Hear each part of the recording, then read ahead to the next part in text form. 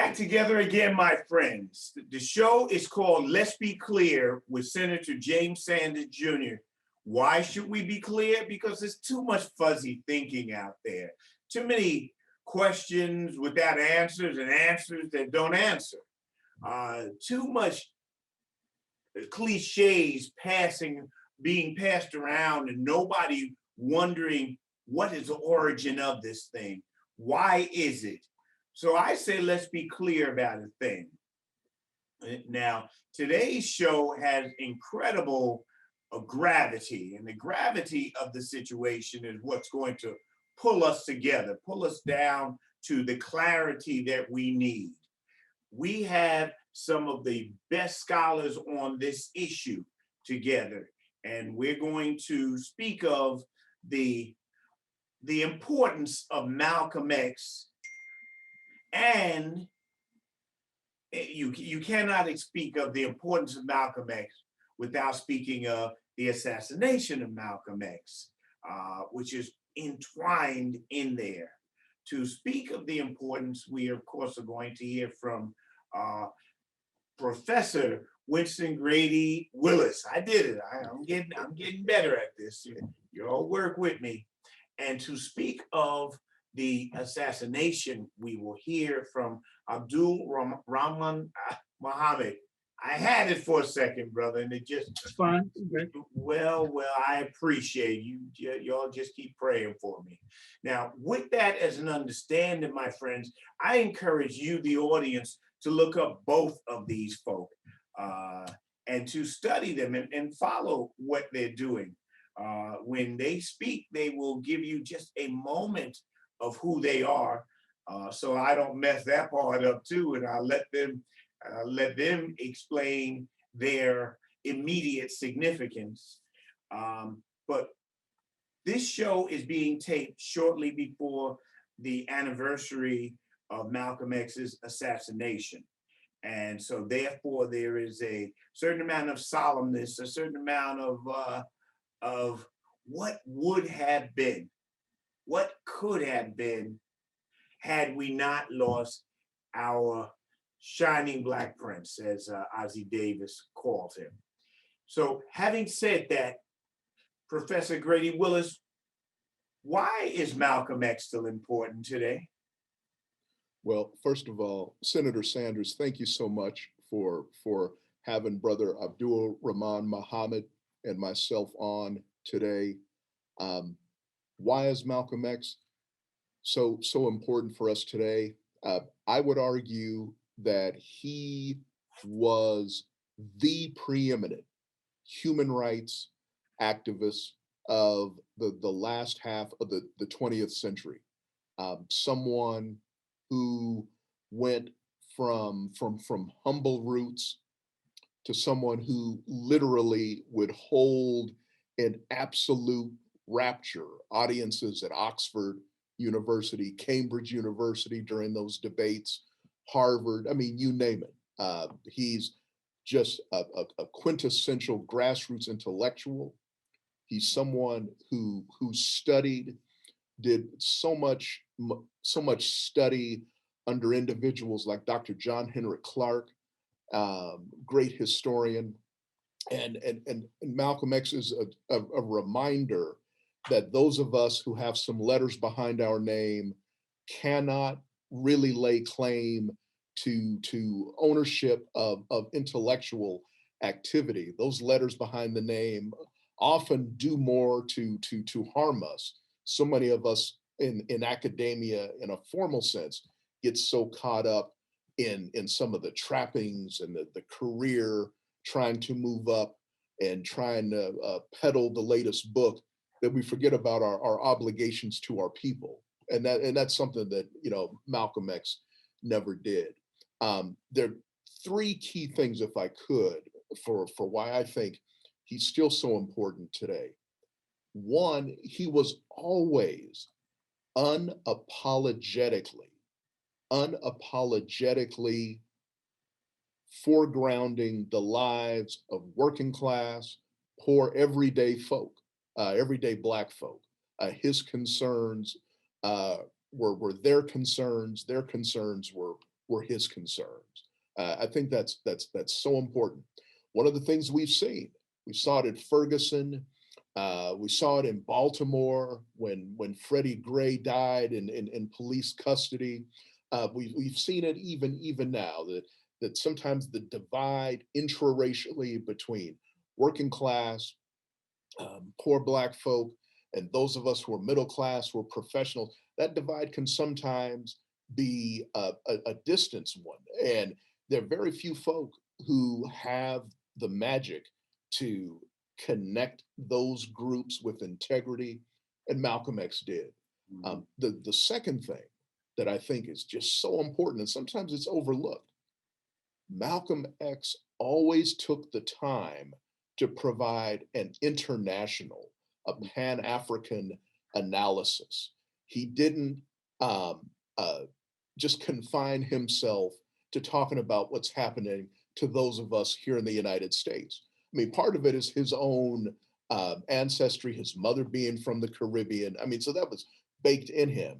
His father being connected to the Garvey movement. But this global African perspective is so important. I mean, the fact that after he broke from the Nation of Islam, that he founds the Organization for Afro-American Unity. I mean, symbolically, that's so important because it's modeled on the Organization of African Unity. So he's thinking in international, transnational terms. He's telling those of us whose primary connection is here in the United States, you've got to know what's happening in the Caribbean. You've got to know what's happening in continental Africa, because if things are just great for us here, but folks are catching hell throughout the global African world, then we're not truly free as as a global African people. And so even today, I could imagine he would be one of those individuals, not only talking about the need to make sure that the COVID-19 vaccine is getting in the hands of Black and brown and indigenous folks here in the United States, but he would take that conversation a step further and say, what are the rich nations of the world doing vis-a-vis the poorer nations of the world in terms of access to that vaccine? And so that international perspective, I think, is so very important. And then the third thing that I think is so important is that Brother Malcolm grew in so many ways, but one key way in which he did was on the gender question within the movement itself. He went miles in terms of, by the time of his assassination, arguing, again, unapologetically, that sisters should be in formal leadership positions, that those of us who are men, we have to check certain sexist attitudes at the door, that you can't really have liberation for an entire community if over half the members of that community are silenced or marginalized in some way. I mean, there's just so much to say, but just as a foundational point for me, I think that's so important. And I would argue that some of what I've laid out, what other scholars like Brother Muhammad have already laid out, help to kind of get us to why there was this move to assassinate him in the first place. Mm-hmm. Have you had the pleasure of reading Les Payne's latest work? Well, his work on Malcolm? I haven't read it yet. I'm looking forward to reading that book that Payne worked on with his daughter. It's literally at the top of my to-do list for later on this spring. Absolutely. I just finished it. It's a great book. I learned a lot from it, which is I learned a lot from it, and I tend to think of myself as up on this thing. And this is why, watch this is called a transition. And this is why bumping into Brother Muhammad was one of the best things that I could do, because he actually did what I wanted to do. I wanted to just stop the stuff that I'm doing with my life and do some research on what happened and who was involved in the assassination of Malcolm X. But first you got to explain to me, Brother Muhammad, why was he assassinated? Otherwise, who pulled the trigger almost becomes irrelevant if we don't understand the why he was assassinated. People die every day, but not like this and not for this. Now, Brother Muhammad, who are you and why was Malcolm assassinated? Well, my name is Abdul Rahman Muhammad, and I've been working well over 30 years investigating the assassination of Malcolm X. And the culmination of my work resulted in the 6-part docuseries on Netflix, Who Killed Malcolm X? It was nominated for an Emmy Award, and it's still being watched. It's being taught now in schools, and it's received wide acclaim. But Senator, that's a huge question that you just asked. You know, why was Malcolm assassinated? The truth of the matter is there was a confluence of interests involved in the assassination of Malcolm X. Okay, there was the word in academia they like to talk about intersectionality. It was an intersection of interests. Okay, first and foremost, I would say the Nation of Islam. Malcolm was seen as an apostate, as a turncoat, as a Brutus, a Benedict Arnold, any type of traitor you want to consider, bring up.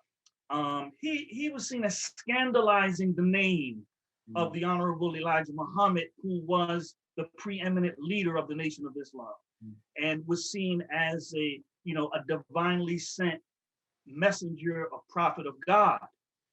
And so, in the religion of Islam, that's to call someone a hypocrite. It's a little different than in Christianity, And in Islam, when you call someone a hypocrite or a traitor, that means their life can be in jeopardy. So, on the one hand, that was probably one of the most powerful interests, the religious motivation for his assassination.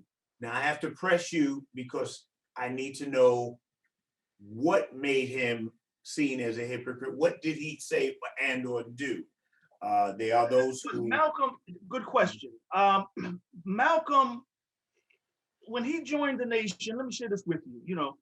When Malcolm joined the Nation of Islam, okay, it was a very small religious organization or church, for lack of a better word, even though they call them temples. But it was a rather small religious organization, had about 400 or 500 followers in it. Okay, he said himself, and this was in September 1964 Ebony magazine article, a long spread they did on Malcolm. He said that when he joined the movement, it consisted of mainly older people. It was mostly older people. The early followers, many of them had gone to prison with Elijah Muhammad in the 40s for draft evasion, right? And many of these people had actually met W.D. Farad, who was the founder of the Nation of Islam. Elijah Muhammad inherited the mantle of leadership once Farad disappeared in 1934. But it was really Farad who founded the organization, very mysterious character, okay? When Malcolm joined the nation, most of these early followers had actually met Farad. They were taught directly from Farad, and Elijah was seen as something of a placeholder for the return of Farad. He said that, keep in mind, when Malcolm joined the Nation of Islam, it had only been in existence about 22 years, okay? So, these early followers, they saw Elijah Muhammad as a great minister. He's doing a great job leading the group. But Malcolm said these men were sitting around praying that W.D. Farad, the savior, who they called the savior, would come back. He said some of these followers couldn't even pronounce his name. They would call him Elijah Muhammad, okay? Because they couldn't pronounce Muhammad. It's Arabic, Southern migrants those from the Great Migration, right? So there's these Arabic terms. A lot of them couldn't even pronounce his name, and he said he stayed mostly in the background. It is Malcolm X, when he joins the nation, and this was confirmed by Minister Farrakhan in Manny Marable's book. Malcolm is the one that created this cult around Elijah Muhammad. Okay, the Honorable Elijah Muhammad, Messenger Muhammad, the dear holy apostle, and all of that. Malcolm started building a cult of personality around Elijah that resulted in the swelling of the ranks. I mean, he gave it like, he gave Elijah Muhammad an aura, a mystical aura and persona that he did not have before Malcolm joined the nation. So the point is that by the time of Malcolm's assassination, most of the following now had come in under Malcolm's reign, you see, and he built a cult around Elijah that ultimately turned on him, because once he started to realize himself that Elijah was not all of these, the embodiment of moral purity that he himself had imputed to him. Okay, he's the one who created this religious cult around Elijah, right? He's sinless. He's the embodiment of moral purity and what have you. When Malcolm came to learn of Elijah Muhammad's intimacy with a number of his young secretaries and the children that resulted from those relationships, he was hurt. His faith was shaken. And when you combine it with Malcolm's unhappiness with the apolitical nature of the Nation of Islam, and his kind of reticence to get involved in the civil rights struggle, all of that combined for Malcolm to break with the nation. And once he broke with the nation, he revealed all of its secrets, its meetings with the Ku Klux Klan, Elijah Muhammad's illicit children and his relationships. And he went on the attack, and he started to scandalize Elijah Muhammad and called him a faker, okay, an immoral man. And he's not even a man, much less a divine man, okay? That, in the eyes of the following, was, like the mortal sin, the kind of apostasy to attack and scandalize a man that they saw is the reason that they were able to reform their lives. Many of these people were ex-drug addicts, ex-prostitutes, ex-criminals, you know what I'm saying? And the nation had reformed their life. And they saw Malcolm as now trying to destroy the organization that had rescued them in the same way that it had rescued him all those years ago, 12 years ago, or whatever. So that's the reason why the nation wanted him out of the way, because especially when he came back from Mecca, he was threatening even the religious legitimacy of the organization. He came back with a bunch of religious credentials from Al-Azhar University, Islamic University of Medina. He came back with a handful of scholarships to both of those schools, about 35 scholarships, okay, for students to go and study Orthodox Islam or what have you. So he was becoming a rival to the organization, even at the same time that he was, attacking the leader of the Nation of Islam. So that's why they wanted him out the way. Okay. I would say the other two interests in his assassination was the federal government under the leadership of J. Edgar Hoover. And in fact, some people say, in fact, a lot of people say that that's the primary culprit is J. Edgar Hoover and the FBI. J. Edgar Hoover saw Malcolm as a mortal threat to internal security here in the United States. In fact, the entire Nation of Islam, he saw as a threat. But Malcolm in particular, because Malcolm had internationalized our struggle in a way that no one had done before, except for perhaps Marcus Garvey. Okay, Malcolm had made real connections to African leaders, and he tied our struggle into the worldwide Pan-Africanist anti-colonial struggle that was sweeping all of Africa and Asia. All right. And they welcomed him. In fact, Malcolm, he addressed the parliament in Kenya. And he lit it up so bad that even the US ambassador accosted him, so what are you doing running down your nation? You're a racist and what have you. But they said, hey, this could be bad news. If this man is able to bring the OAU, the Organization of African Unity, okay? If he's able to bring them, if he's able to get them to criticize the United States, that would be awful for the United States' interest in those countries in the wake of the Cold War that was ongoing. Because any little attack against the United States was interpreted as a plus for the Soviet Union.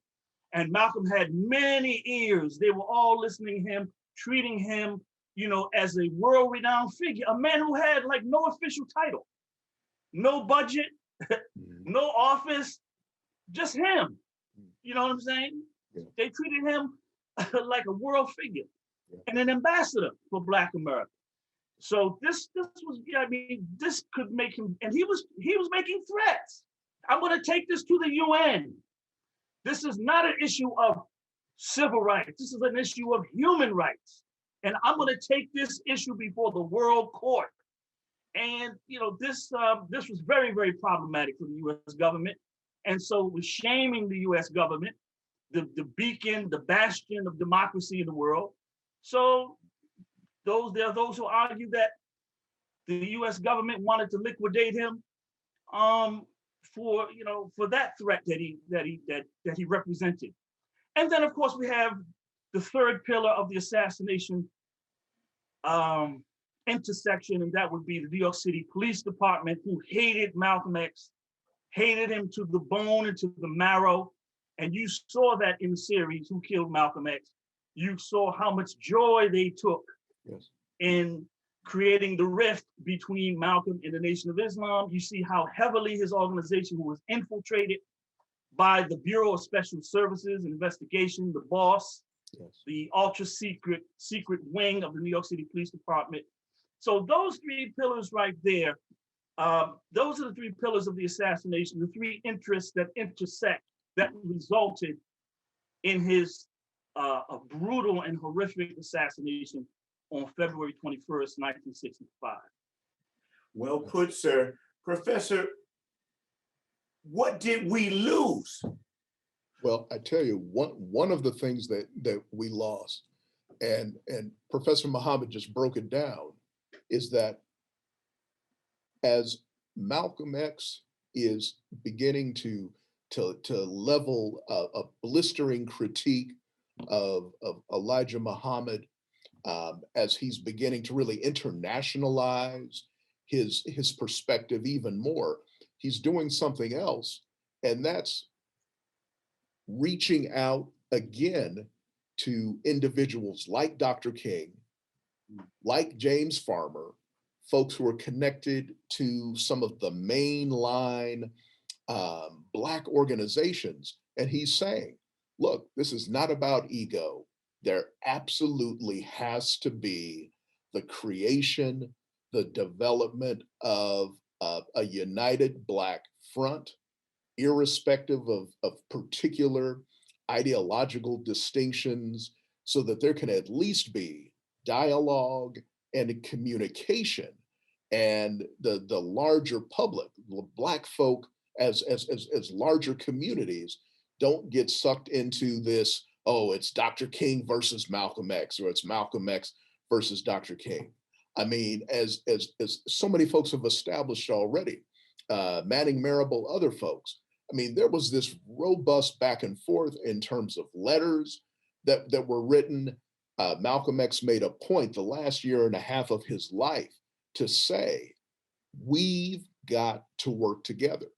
And this is what I think is the specific thing that's been lost. He was so moved by the work of grassroots activists, folks like Fannie Lou Hamer in Mississippi, and of the student activists with the Student Nonviolent Coordinating Committee. I mean, he was so taken up by their courage. Even if he didn't agree with all of the aims of the movement, the one thing that he absolutely just fell in love with was the dedication of these young people. And so there's a reason why he went to great lengths to talk to these college activists, these high school activists. There's a reason why Coretta Scott King invited Brother Malcolm down to speak in Alabama when her husband was incarcerated, because he had this connection. He had this ability to speak truth to power, and provide a sophisticated analysis of the situation for Black people, the situation at hand, that just absolutely turned light bulbs on, and like all these epiphanies as people are having these conversations with Brother Malcolm. And what Malcolm X represents for me, other folks have talked about his legacy in how much of the Black Power movement was about individuals trying to lay claim to Malcolm X's legacy. One of the things that Malcolm X absolutely represents for me is the three pillars of Africana Studies or Black Studies. He embodied it. I mean, and so what are those pillars? And so I say this as somebody who's, director of Black Studies at Skidmore College in upstate New York, who's had a connection to Black Studies, to Africana Studies. Malcolm X, one, was a brilliant teacher. Anybody who had worked with him or who had a chance to just be in a classroom with him as a teacher, whether it was in the Nation of Islam or Muslim Mosque Incorporated, would talk about just his ability, as he often would say, to make it plain and to provide in plain language a really sophisticated analysis of the apartheid that we were facing. So he's an amazing teacher. Two, again, I can come back to this, he was a scholar. Again, you don't have to have years and years and years of formal education to be a scholar. He was disciplined. He was extraordinarily well read. He believed in the importance of scholarship and having an advanced understanding of the larger global African world. And then finally, the third pillar of Black Studies, and this is where so many Black Studies programs, so many Africana Studies programs and departments have fallen short of the mark until recently, is on the ground activism and social engagement. If you're not out there on the streets speaking truth to power, as well as being in the ivory tower of the classroom or the library, then the mission is going to fail. And so it's that connection between teaching, between scholarship, the life of the mind, and just being out there the way millions of people have been out there this summer. Those are the things that I think we miss, because he embodied all of that in one man.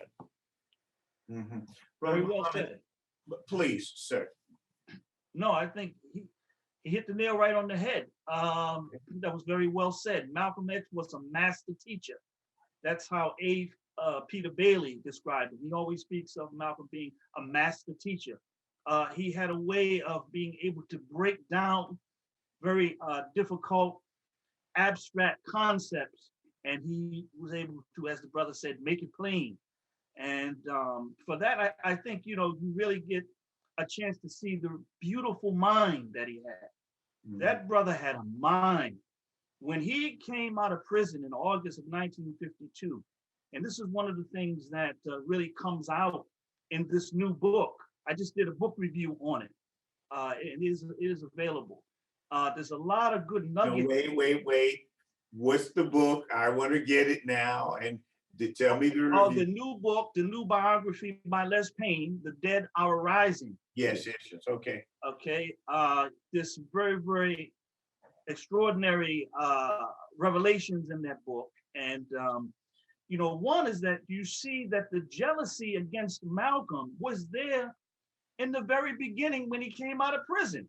Incredible. I mean, it didn't start later. I mean, here's a brother who's well, about 26 years old or so. Here's a man who has a world-class education. Okay, it was a complete autodidact, Yeah. and he read everything. He certainly read everything that I read, getting my philosophy degree. Okay, and more. He read world history, world civilization, languages, rhetoric, logic.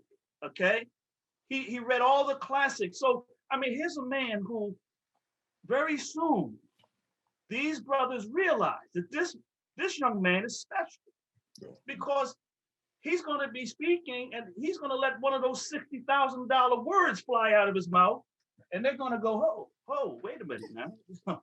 We never had a brother like this, you know. And Malcolm might say something like, well, we need to, we need to examine, the aesthetics of the room.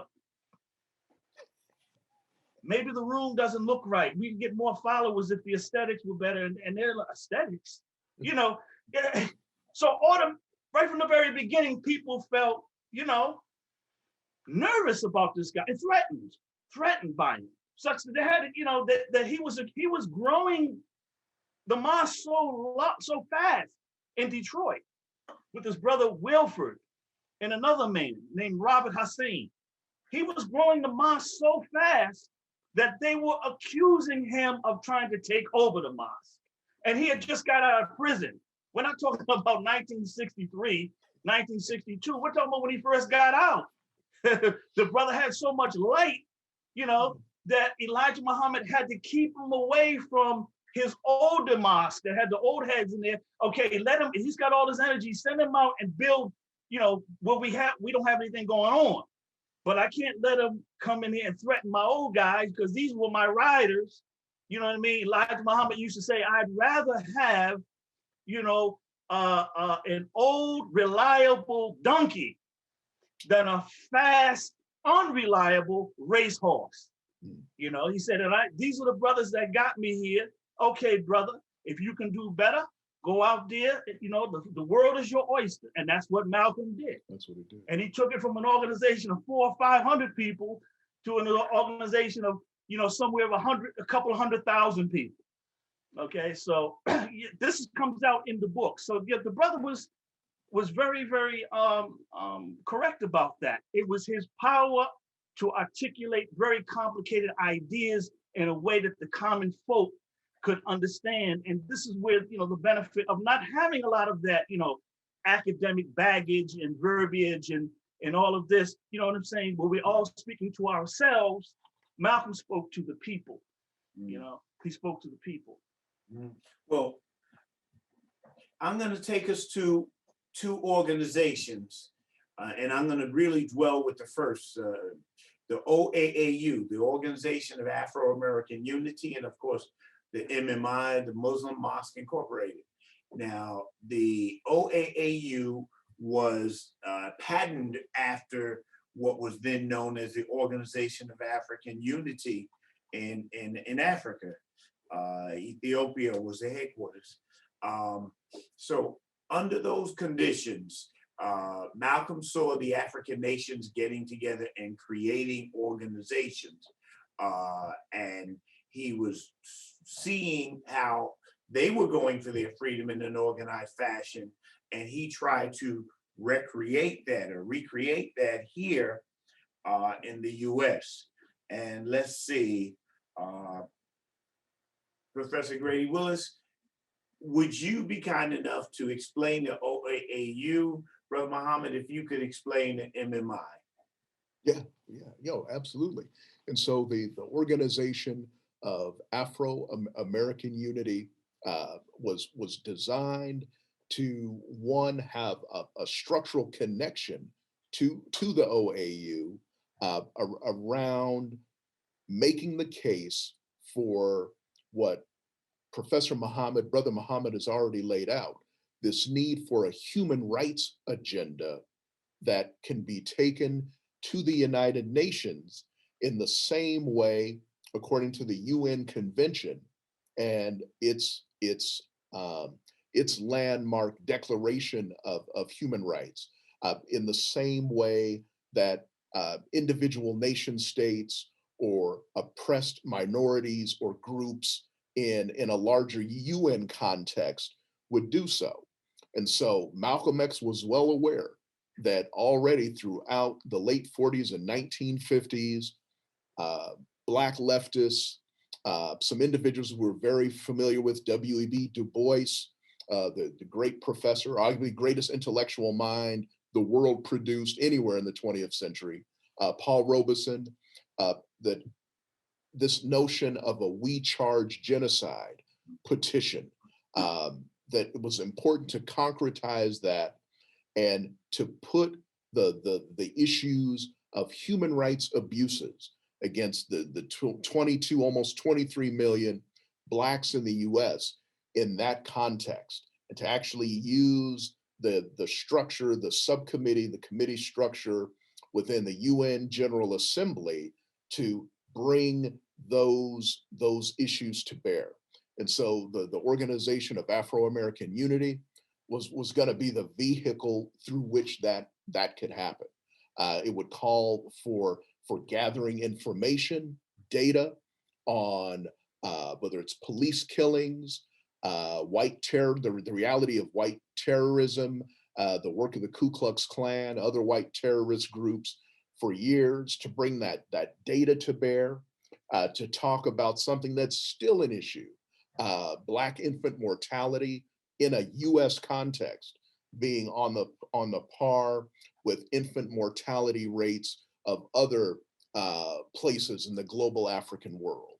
And so the OAAU was supposed to be the vehicle through which that would happen. And with Malcolm X's assassination, some of that work and some of the work of the activists connected with the OAAU, in my opinion, I mean, just got sidetracked. Some of the momentum was lost. And we know that individuals who are often celebrated in another context, like Eleanor Roosevelt, right, were critical in terms of the UN context of using their power and their influence to slow this down, this effort to successfully get on the floor of the General Assembly in the UN, this petition, this genocide petition in a US context. So that's what I would say in terms of the OAAU. And then the other thing too, just quickly, also important to note that in the spirit of what's happening in continental Africa, Malcolm X again saw that there were women in increasing numbers in formal leadership positions. And so he, began to say in speeches and also began to assert within the context of the OAAU that specific women's issues, children's issues had to be forefronted, because to look at the indices when it comes to life expectancy, the health of almost any nation, you look to what is the situation for women, for children in that nation. That's often a window into the success, the failure, the movement forward for that nation or that community. Tell me of the MMI, sir. What is this, or what was this, and what was he attempting to do? Well, the Muslim Mosque Incorporated is what the name that Malcolm gave it, and it was a mosque that was incorporated very soon after Malcolm broke with the Nation of Islam.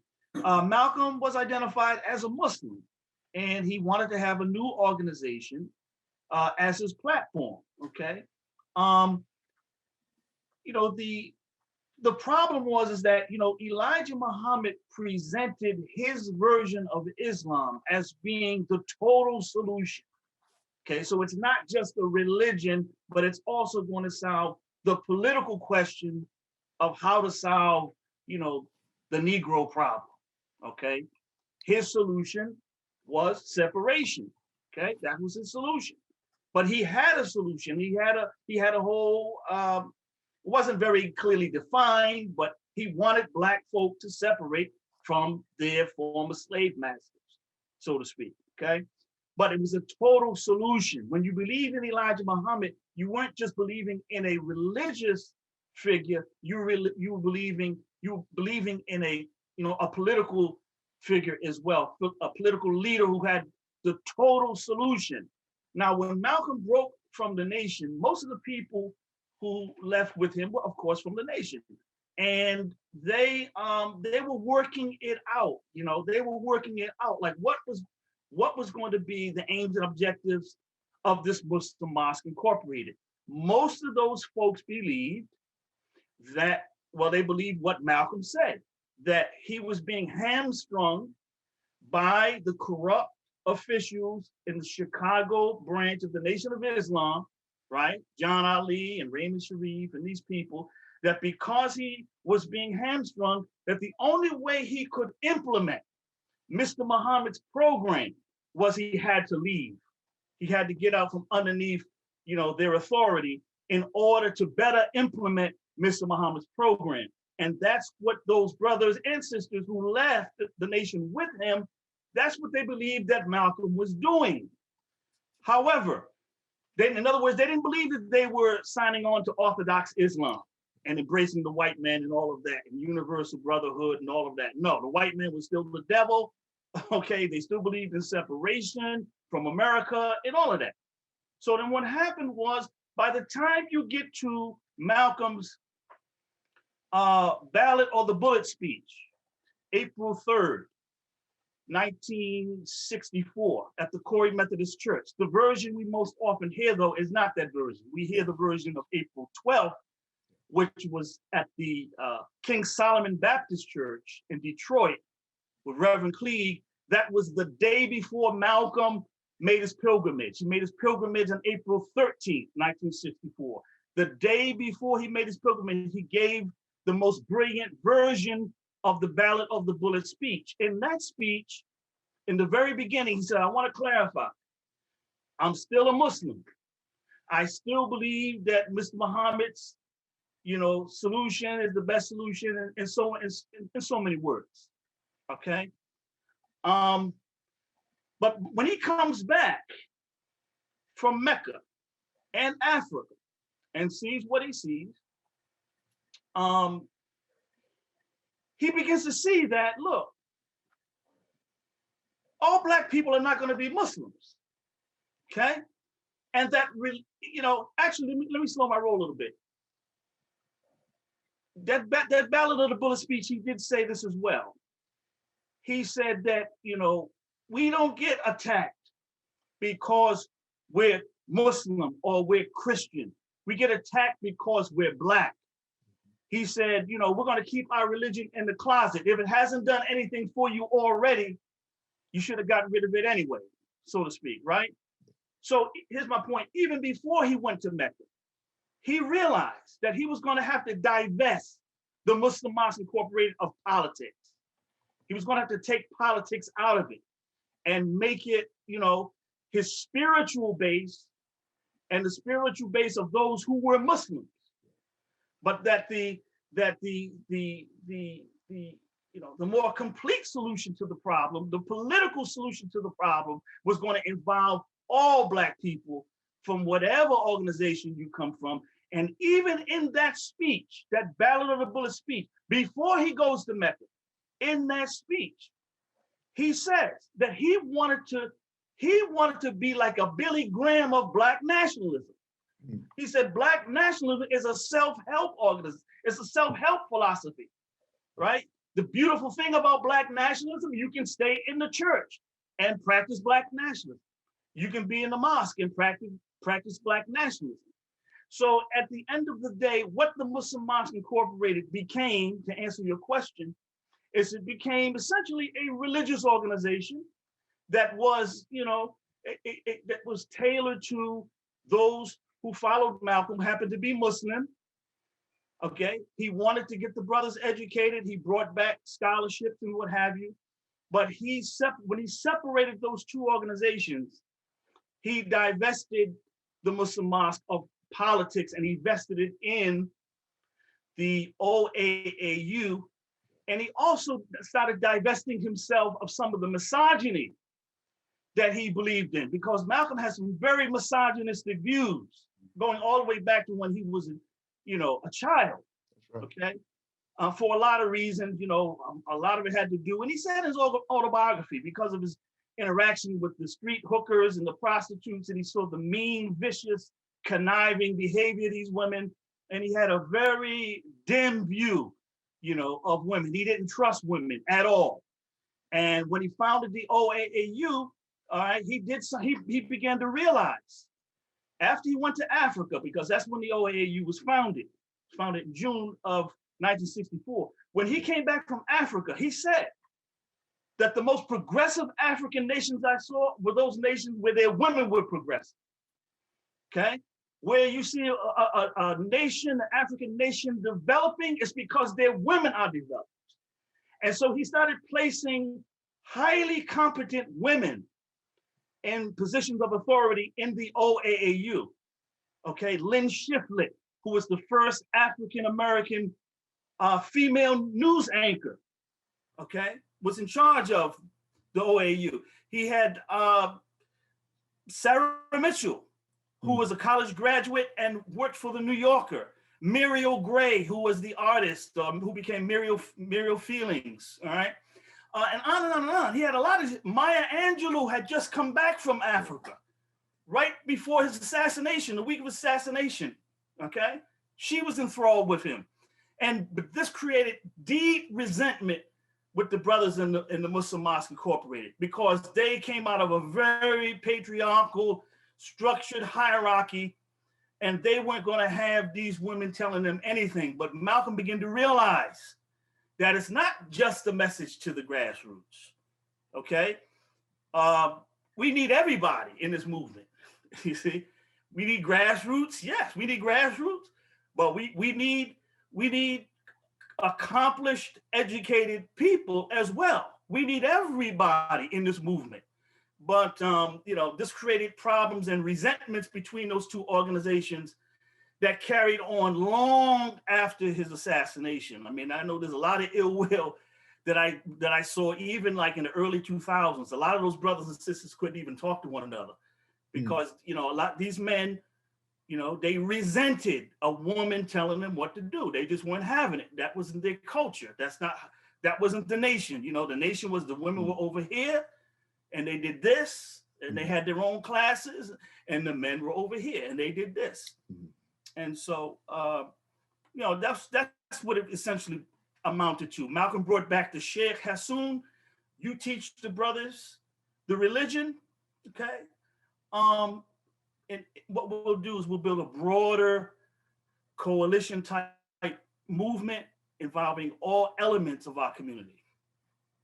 Now, with a few minutes left, I'm going to take you perhaps, I would argue, to the most interesting part.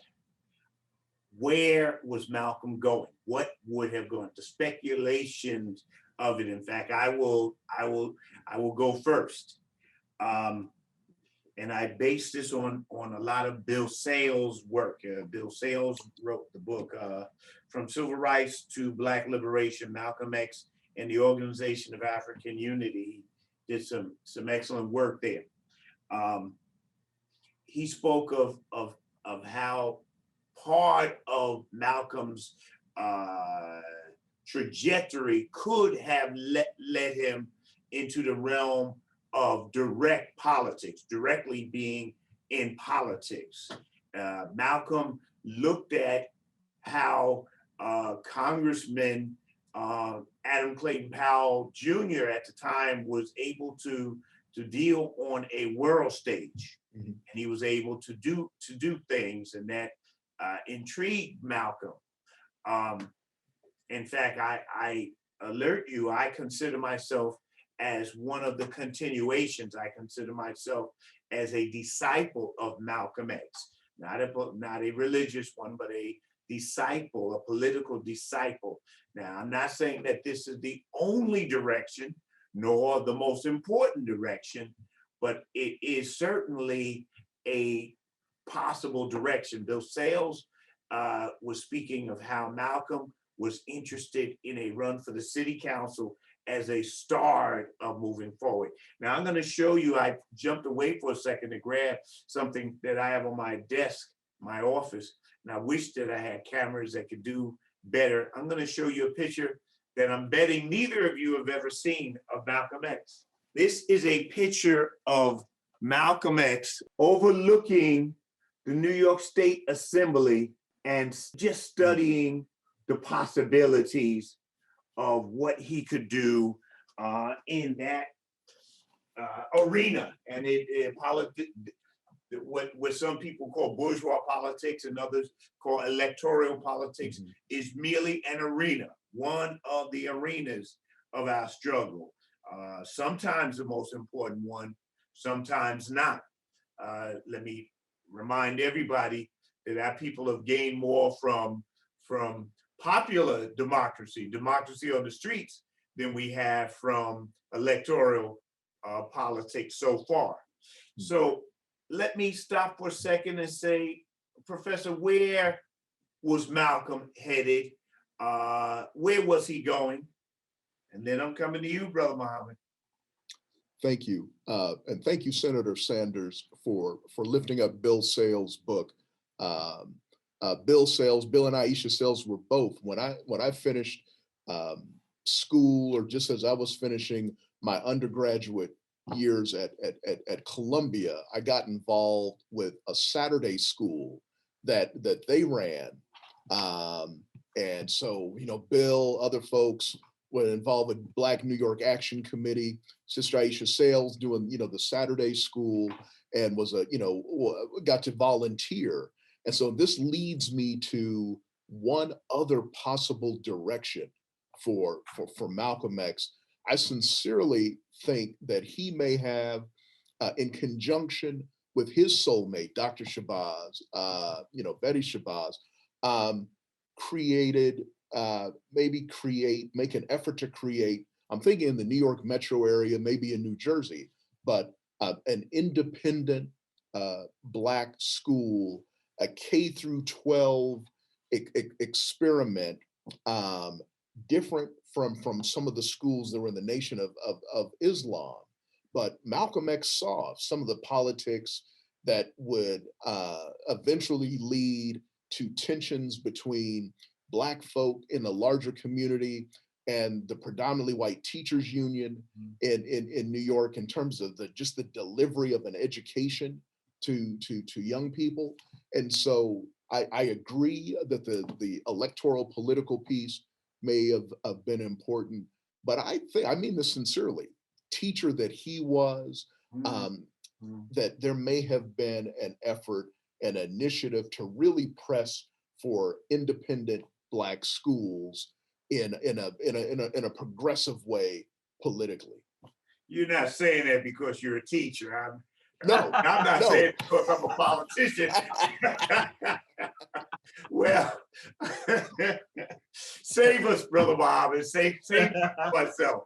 Well, well, you didn't say what you said because you're a politician. Is that why you showed us the picture? Well, we all grabbed Malcolm and just put him, drape us over. But Brother Muhammad, save it. Where do you think he was going if the assassins, the heinous assassins, the cowardly, we could go on with words, had not struck him down?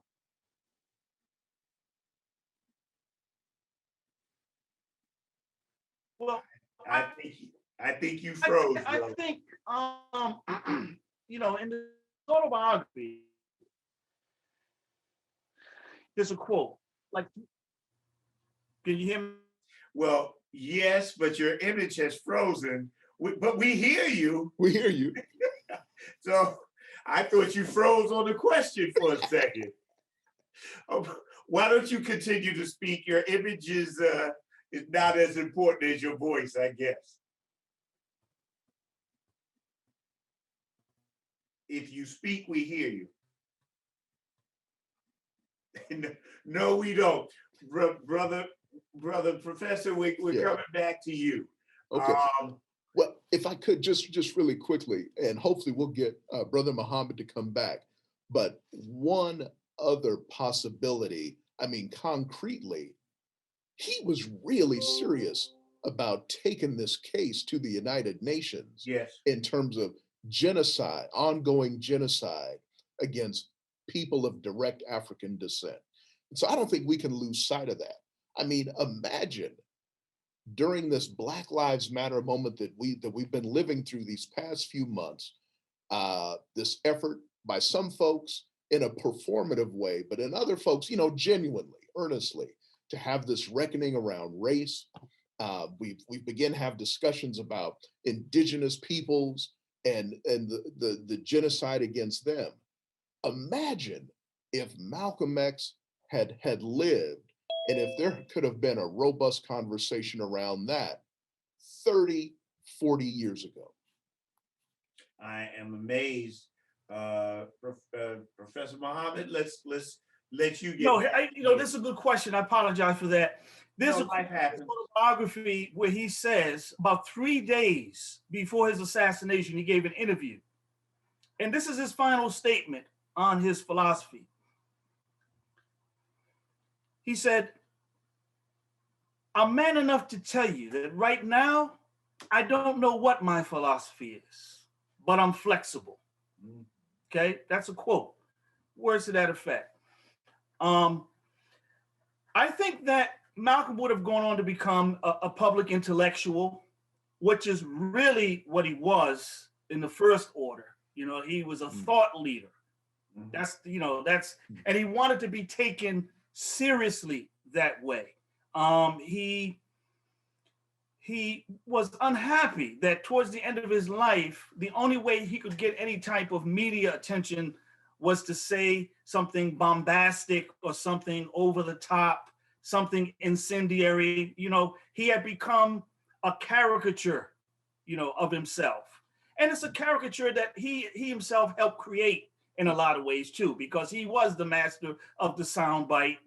In his early days in the nation, he knew how to develop the press by giving them a nice headline and what have you. But then towards the end of his life, he lamented the fact that unlike Dr. King, who was being given Nobel Peace Prizes and who was accorded, all manner of acclaim and respect in society as a moral leader and as an intellectual, which is with his Ph.D. and what have you, that, Malcolm, he was just as intellectual. He was just as thoughtful and just as observant of what was going on in society. And he did have a lot to say. And it really troubled him that he was just being, seen, even after his return from Mecca, that he was seen as a demagogue and still, a troublesome character, because he really was not. Personally, he was a very congenial and nice person and engaging, and everyone said that. And he had a great relationship with those in the media, Mike Wallace and Herb Kupcinet and David Susskind and Peter Goldman, and all of them. They say that when you met Malcolm on a personal level, there was none of this white devil and all this incendiary racial hatred and what have you. No, he dealt with you, as a human being. So where was he going? I think that he would have, I think he would have continued to write. I think he would have continued to teach. He probably would have become, like a professor, visiting scholar, or visiting professor. He had that education. Politically, I think he would have been an activist. He would have been an activist. In fact, that was one of the driving forces that took him out of the nation. It wasn't just the moral failings of Elijah Muhammad. It was their refusal to engage the struggle in the streets, okay? He didn't really have an answer for the March on Washington. You know what I'm saying? As brilliant as his critique was, okay, the truth of the matter is, it brought results. And the nation didn't have anything that was bringing results. And as hard as he tried to frame it as a sellout, and the truth of the matter is, that march on Washington resulted, in something that Malcolm never believed would happen, which was the passing of the Civil Rights Act of 1964, and then later the Voting Rights Act. So Malcolm could never conceive that a Southern Dixiecrat like Lyndon Johnson would ever sign those bills. Okay. And so, I think he would have stayed in the activist field. I think that he may have led up maybe a nonprofit organization that tried to unite all of the different philosophies and segments of the Black freedom movement. That's definitely where he was going. He was asking those leaders to forgive him for any bad words that he had said against them, and that he had forgiven those who had said anything bad against him. And Malcolm said a lot of bad things. I mean, he called them everything. I mean, Toms, sellouts, traitors. Yeah. I mean, he went in. He went in. So, so I think that. But towards the end of his life, though, I will say this, though, he would have went out militant. He would have he was a militant person. Malcolm was pro-Black. He wasn't for integration. Okay. He was a Pan-Africanist to the bone and to the marrow. He didn't believe in interracial organizations. He didn't believe in any of that. He was very hostile to those types of organizations, in fact. And towards the end of his life, that speech you mentioned with him and Fannie Lou Hamer in the Harlem Church on December 20th, 1964, Malcolm is talking about, going after Klansmen. We're going to go down the South and take out Klansmen and what have you. That night at the Audubon Ballroom, he was taking up a collection. He said, we're going to take out a collection and we're going to put it on the head of that Klansman down there, who committed this atrocity. So, even today, that's, woo, even if you said something like that today, you could get jammed up. But he was saying that in the 60s, so that was quite militant. And so he wanted to play that militant role that would give the civil rights movement the leverage that it needed, to get the gains that they got.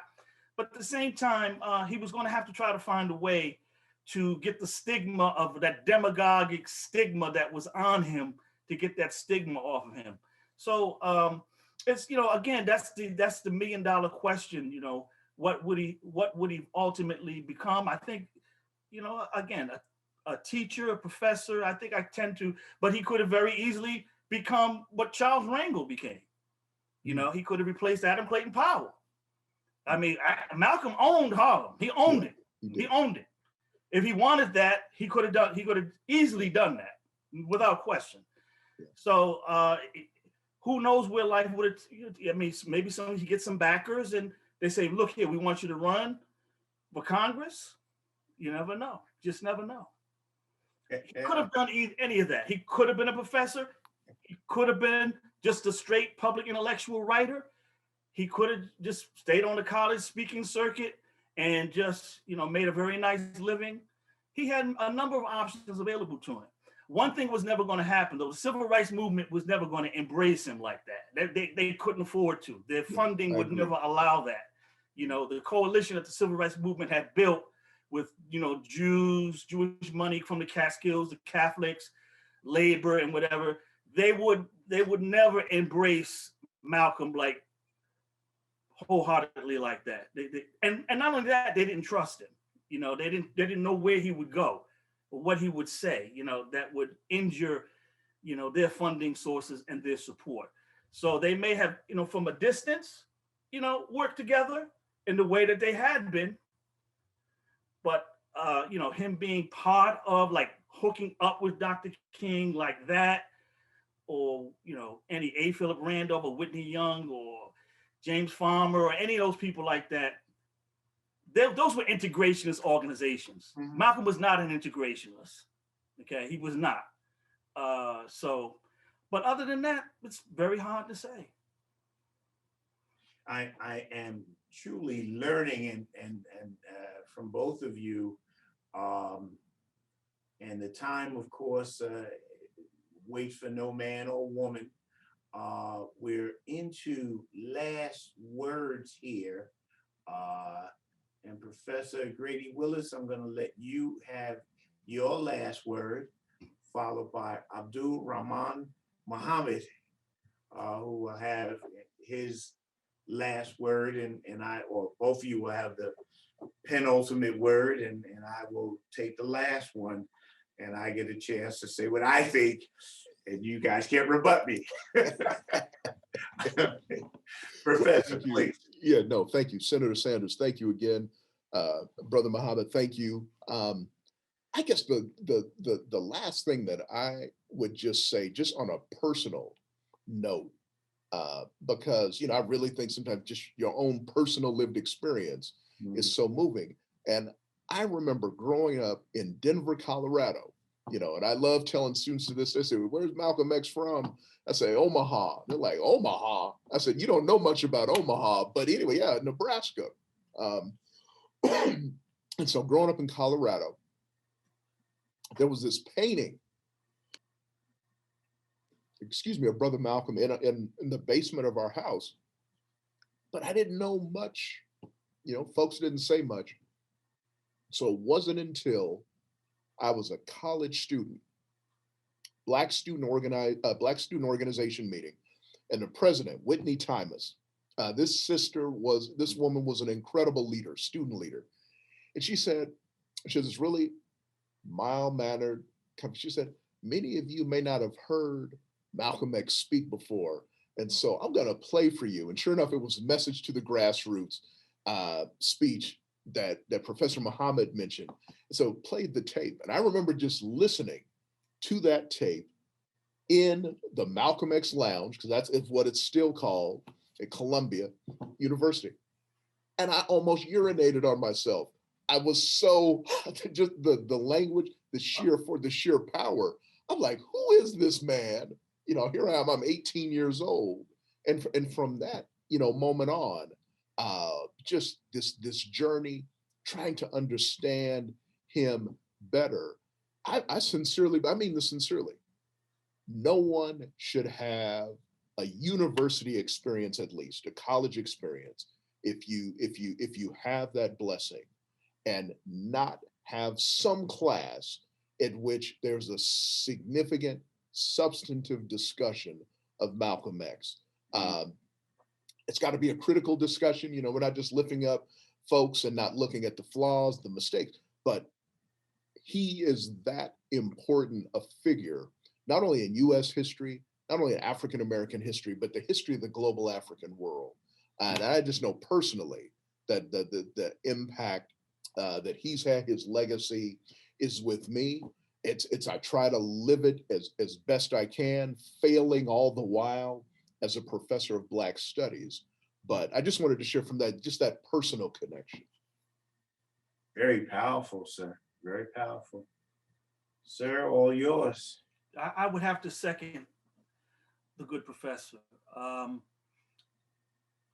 We're now almost 60 years removed from his assassination. And in these years, there's been a lot of new material that has come forth on the life of Malcolm X. When I was young, when the professor was young, most of the material on Malcolm X was secondary material, okay? It was very difficult to get primary sources related to the life of Malcolm X. Nowadays, with the internet, the information technology age that we live in, we can get our hands on things in lightning speed. I mean, all of the documents you see in Who Killed Malcolm X, you can probably get all of those now online. Back in my day, you had to write a letter to the director of the FBI, and you had to wait for him to respond to you. And then they gave you a date. You didn't pick a date. They gave you a date to come down to the Hoover building. And you can only look at specifically what you asked for. You couldn't rummage through other collections and what have you. Those days are long gone. So we know a lot more about Malcolm than we knew back then. In fact, this past year has been a renaissance in the life and legacy of Malcolm X. Okay, we've had Who Killed Malcolm X on Netflix, internationally acclaimed. We had the Bumpy Johnson, the Godfather of Harlem, right? We've just had a book come out last week on Louise Little, the life of Louise Norton Little, on Malcolm's mother, in which we're now learning the identity of his white grandfather, okay, who comes to find out was a very prominent person on that island in Grenada, Catholic leader, and there are buildings named after his grandfather in Grenada. There's not known, yes, Edwin Norton. So there's so much more information about Malcolm. Now we have this new biography by Les Payne, all in the course of 1 year. This is just 1 year. And it's interesting, you know, when I was coming up, it was Dr. King who was quoted. Yeah. The movement, the explosion of the movement now, Malcolm he's more influential now than when he was alive in his own lifetime. Yeah. So I would say, you know, that yes, this is a time to really, this man's impact was enormous on African-American life, on American life. And I say everyone should start with his autobiography and then go out from there to the more scholarly pieces that have been done. Yeah. Mm-hmm. Well done, both of you. I would, I mean, to continue, Brother Muhammad, you're thinking that Netflix has the night in Miami, One Night in Miami, where Malcolm is one of the, in fact, he's the most important of all of the assemblage of major Black stars that they were. Somebody really needs to sit down and do a book on the books. Somebody needs to write and say what's right with these books and what's wrong with all of these books, because if a scholar, a young scholar starting out, can easily go in so many wrong directions and lose your bearing. So a critique of all of these works, I guess that's you, Professor Grady-Willis, or you and in your classes, maybe. Somebody should critique all of these works that are out there in terms of how useful will they be for an activist, how useful will they be for a scholar, and how useful will they be for a scholar activist, which is what we should be trying to do. I too have had my Malcolm X experience. I was a very troubled child. By a very young age, I had been suspended six or seven times before the sixth grade. So I am absolutely on my school to prison pipeline. I'm well on the road. I won't even tell you, they had numbers, the classes had numbers. I won't even tell you online what number I was when I graduated, because there was the AP, the advanced placement, they were the creme de la creme, and you know, they even had a different floor. I kid you not, in my school, my high school, the worst they actually had in the basement. Wow.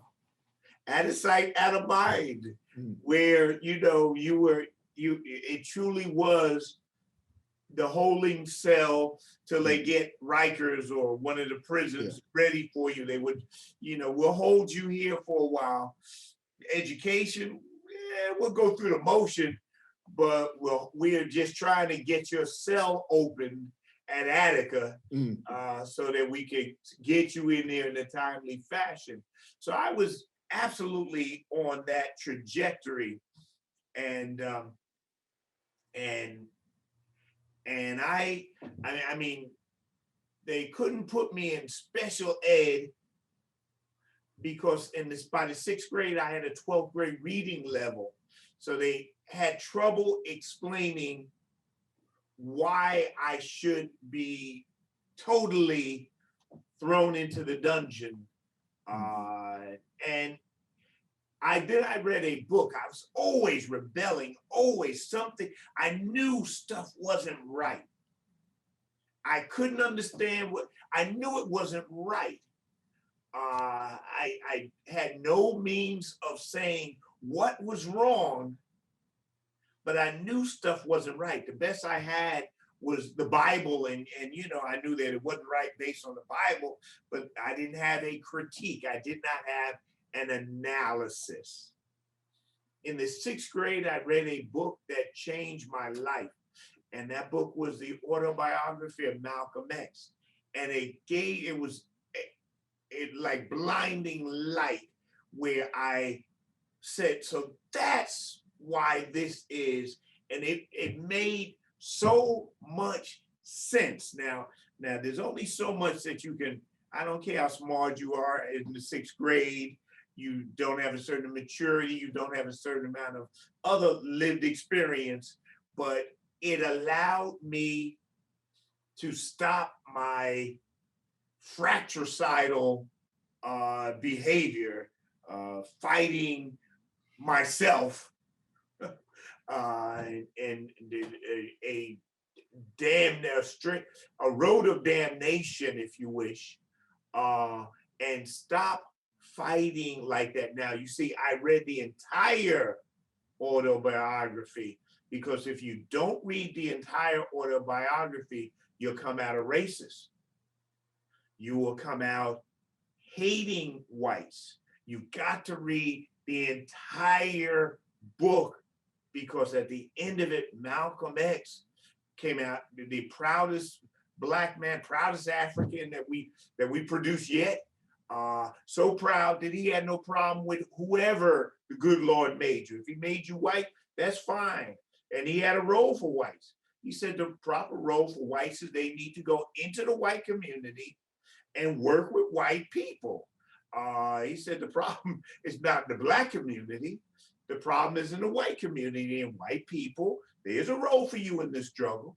Work with white people. Don't be focusing on working with Black people. Work with white people. So anyway, there's so many insights. I mean, I must bring you guys back so we can talk about what is Malcolm's view on white folk and working with white people. What is go deeper into women. We could go, what would Malcolm say about the sedition at the White House? I mean, we could, there's so much stuff. I mean, we did not speak of Malcolm and his view on armed self-defense. Malcolm was never for violence. Never. That is such a fallacy. Never for violence. He was for self-defense. He upheld the right of self-defense. Another fallacy, Malcolm was a civil rights leader. Malcolm was not a civil rights leader. Malcolm was a human rights leader. Malcolm said, if you had civil rights, you wouldn't need, there's no second-class citizenship. There's either full class or, and he warned us, civil rights allows the nation just to isolate you and deal with you in their courtroom. Human rights allows you to elevate your struggle to the UN and to other bodies where we can have get some resolution on these things. But I'm teaching the teachers, and when you do that, you're already wrong, because they're going to grade you at the end of it. And I got, believe you me, from my schooling, when you teach teachers, your grades will suffer. I've learned to let teachers have the last word in these things, but I'm so grateful that you folk have spent your lives trying to let the light of Malcolm shine through you, trying to show others a light in a dismal time. We are now in a new reality. This is a new world we find ourselves, and so the future conversation must be, what does Malcolm mean in the 21st century and to the mid and to late 21st century? What relevance? What would he say? How would we do? There's no end to this, but there must be. My friends, I'm really glad that these two scholar activists have been with me on this show. I am very grateful that they were kind enough not to correct me at the end of this, because I'm sure that they can give not simply corrections, but they can update the thinking, and I accept that, and we'll have that. But that's why the show is called Let's Be Clear, because this is a quality conversation that you're not going to have with the bombastic, I love Malcolm more than you. No, I love Malcolm. No. Okay, Malcolm walked on water. Malcolm fed the 5,000.